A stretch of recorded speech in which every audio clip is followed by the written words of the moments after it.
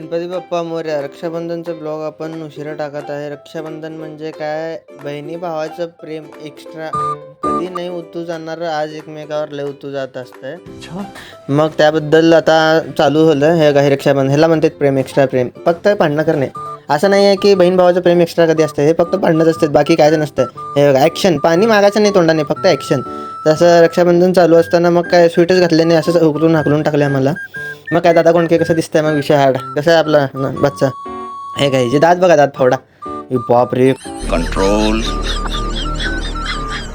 Control. काय प्रेम होतं चाललंय रे बाबा दोघांचं. हे हे हे लाजला पोरगं लगेच.